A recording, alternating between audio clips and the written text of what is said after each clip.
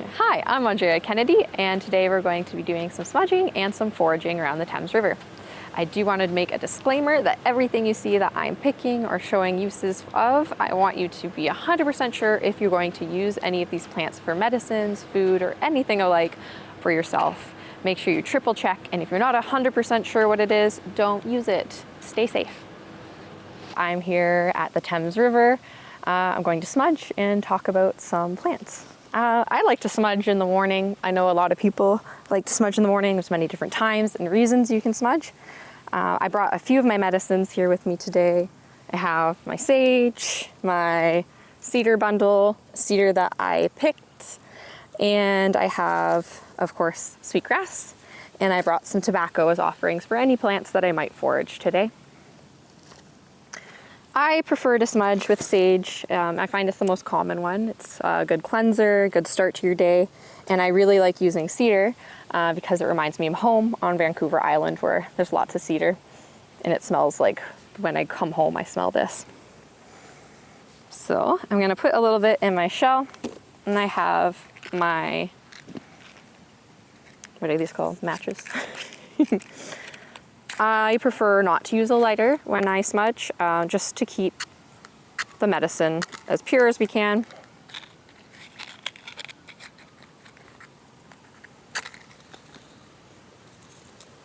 It's a bit windy, so bear with me. Oh.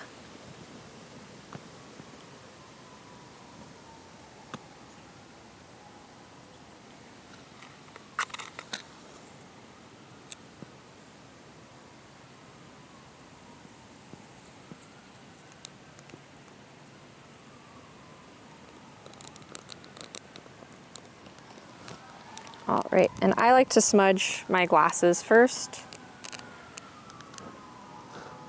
to make sure I'm seeing well. And then I'll smudge my eyes, my mouth, so I speak in a good way, I hear in a good way, and up and over my whole body to your heart. I like to get the bottoms of my feet because I like to walk in a good way too, but everybody has their own way. And one of my coworkers, she showed me, she smudges her hair, and then whenever she's feeling a little down throughout the day, she just goes, it smells so good.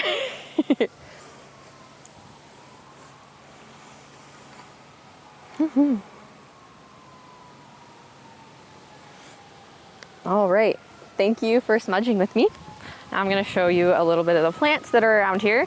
And the first thing that I noticed was our willow tree. But I did notice that this willow tree, all these leaves we're seeing are the willow, doesn't match up with the bark. And then I looked up, and this is a silver maple. So it looks like these two trees have kind of collided and grown together, but that's okay because both of them are useful. The willow leaves and their bark, which is a little bit more rough than what you see here because this isn't the willow's bark, both of them actually are kind of the first aspirin we had. It actually was how aspirin was made way back when. So using the bark and leaves, you can make a poultice or a tea, and it can be used for pain relief and headache, which is awesome. And then our silver maple, the bark here is also used for good things. The inside bark, not this rough outside, can be used in a tea for a cough, which is also great. Some other medicines and plants I like to forage around here, my favorite is plantain, and there's a lot of it around here. We have some really big leaves. It's also called broadleaf plantain because of these broad leaves. There's a lot of different growth cycles here. And if you're unsure if it's plantain you're looking at, you can look for the seed pods here. These also are really fun. If you go the opposite angle, you can pull them all off and it makes like natural confetti. And the younger leaves are the best to harvest for any medicine purposes. You can pick these, chew them up, or grind them up into a poultice. And if you have bug bites, like mosquito bites or rash, if you put that poultice on top, it actually will take away the itching and stinging feeling. I actually use it with a little bit of baking soda, and I find it really helps with some bug bites. All right, and if you ever come across a path like this and see these plants all along it, I might avoid it. This is wood nettle. I'm touching it because I've gone through this a few times, but I would avoid touching this. It does have these little barbs you can see along the stems, and these ones are quite mature, so it's a lot easier to identify earlier on in the season. So early spring, they'll sprout up. They'll be shorter, less broad leaves. You won't be able to see these spikes as much, but you will feel it. And the younger they are, I find they sting more. So these ones are a little easier to identify, but they'll hurt you less. So kind of dual-edged sword there. But they have some good qualities too. I'm sure if you've been stung by wood nettle, you remember it itches and stings really intensely, but if you don't touch it, it can go away pretty quickly too. But these also can be used by some people for arthritis, sore joints. You can purposely sting yourself with it. You can take a bundle and hit wherever it's sore, if you have a knee or somewhere else. It encourages blood flow and helps with arthritis. Another use for this, if you don't want to go through that painful method, is boiling it. So you can harvest the leaves and stems whole, boil it, and make a tea or a soup base. And this actually has a lot of vitamins. It's really, really good for you. And once it's boiled, all those stinging pieces are neutralized. We also have around the wood nettle, more plantain. There's some plantain here with the broad leaves, the stems, and I'll show you when you pick the plantain, it has these little stringy bits. I used to pull these as a game and try to get them all without breaking. That's one way of identifying it. Also, the seed pods that come straight out. And this you can crush up, make into a poultice, and it's good for bug bite. Or if you sting yourself with the wood nettle, you can make this into a poultice, put it on top, and it'll help with the stinging. Another one that pops up around wood nettle that can be used as an antidote for the sting is jewelweed, which I don't see around here, but I will find it and I'll point it out because it's really, really good for wood nettle stings and poison ivy. All right, I think, oh yeah, I'll show you some of the plantain over here because it's rare that you see plantain this big. Plantain grows a lot in grass, along sidewalks, pavement. They're pretty abundant, but I rarely see ones this mature because usually they grow where grass gets cut. So they can get really, really big, which is awesome. I do find that even though this is like a good harvest, finding the smaller leaves are better for their medicinal properties when they're fresh. All right, and if you're ever curious about identifying silver maple for the bark, that is a good cough syrup. You can look at the leaves. So you can see the leaves here. They are not as broad as some maples. They have a lot of open space, like skinny leaves kind of. And the bottom parts of the leaves are really light compared to the bottom. And then the best way to check for a silver maple is to find some water and put them in the water.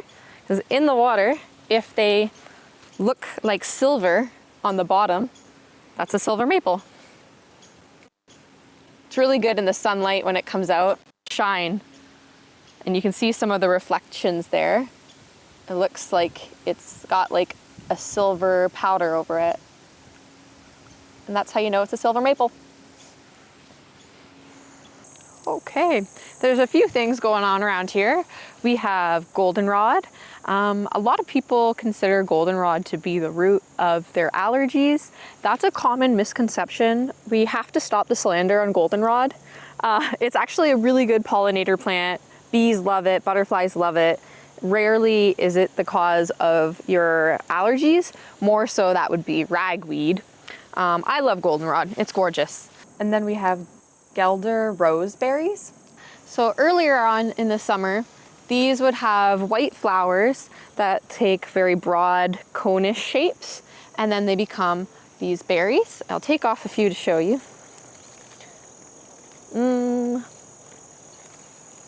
Struggling. Ugh, it's tough. I should have brought my knife. Okay, there we go. This is Guelder roseberry. They have broad leaves like this, and the red berries, and the green stems. These berries I actually used to make into jams and jelly with my grandma. This one isn't quite ready. When they turn all this bright red, they're ready. They are mildly toxic, so if you're going to be making a jelly or jam, you have to cook it first. So you would boil them, can them, add a bunch of sugar, and it would make really good jelly. And then we have our wild grape. Wild grape grows pretty abundantly along the rivers here. We had some growing up when I was in the backyard. We had tons of this when I was growing up. It's a vine. It has like these leaves, big grape leaves, and then when they're ripe, they turn this dark purple blue. They do tend to grow a lot on trees and can damage trees and other larger plants around them, but they have really good berries you can just eat. They're a little bit smaller, more seedy and sour than the grocery store variety, but I would eat these until my stomach hurt when I was a kid. Okay, that's it for here. So here we have lots of pollinator plants. We have the goldenrod in front, the pinky purple flowers in the back are butterfly flower, they love them. And right up front we have our wild parsnip. This one is great, but also you need caution when using. Some of the sap from the stems, if it makes contact with your skin and the sun, so UV activated, that will cause burns, and if you get in your eyes, it can be really dangerous too. So always forage with caution. I like to use these flowers, which are yellow. They're kind of similar to a Queen Anne's lace or hemlock, which you always have to be careful identifying the difference between those ones as well. Or they have kind of like a firework pattern, and they're really pretty. I like to use them for art. But the best part about this plant is late fall or early fall, late summer, it grows wild parsnip. So you can pull it up at the root and you have vegetables, but also be careful. And then over here, we have our raspberry. So I don't see any fruit on the raspberry right now. So of course, raspberries, around here, we have the black raspberry, we have the red raspberry, both really good for eating. And they grow in this 3-leaf pattern. Also be careful because these 3-leaf patterns, depending on the plant and your experience, can be confused with a poison ivy. But poison ivy doesn't have spikes. So you're gonna look at the stems and they have all these thorns. So you wanna be careful because it's spiky. And wild blackberry also has spikes and it looks very similar, both edible. Don't worry about mixing those up. And it's a vining plant. This one is really good. The young 3 leaves, you can collect and make into a tea. And similar to the wood nettle, once it is boiled, all those little spikies aren't gonna bother you. And it's really good for menstrual cramps and menopause pain. And I just found a little friend over here. Where did it go? Here she is. Oh my gosh. This is such a treat. I just found a caterpillar. This is a monarch butterfly caterpillar.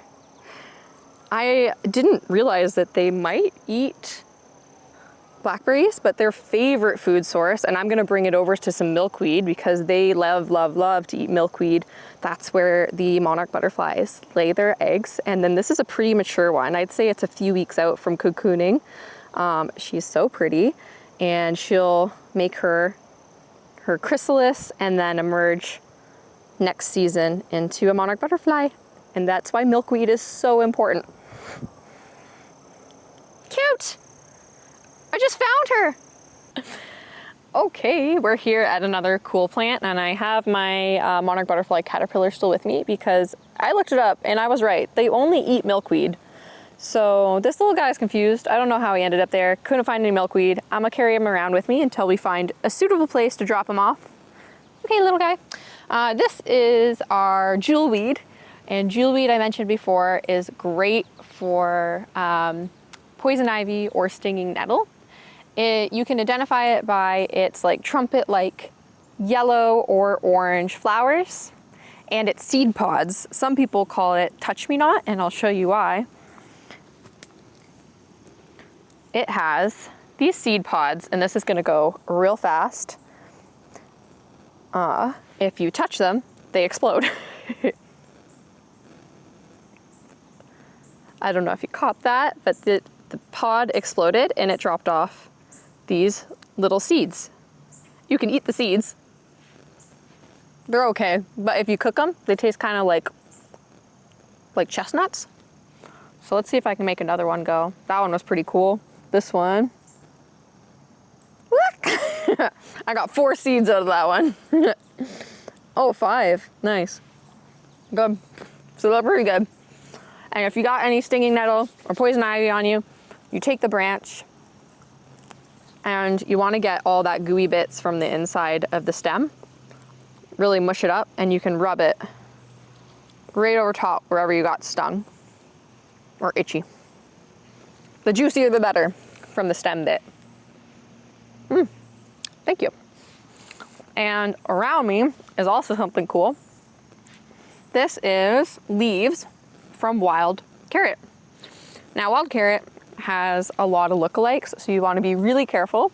Around this area, there is poison hemlock, there's hogweed, there's the parsnip that we talked about, and wild carrot. So you want to make sure you got the right one. One of the ways you can tell is taking a young leaf, crushing it up, and if it smells like carrot, it's a wild carrot. This one smells like a really good carrot. And when they get bigger, they'll have white cone-ish flowers, but the poison hemlock also has a white cone flower, so you have to be careful.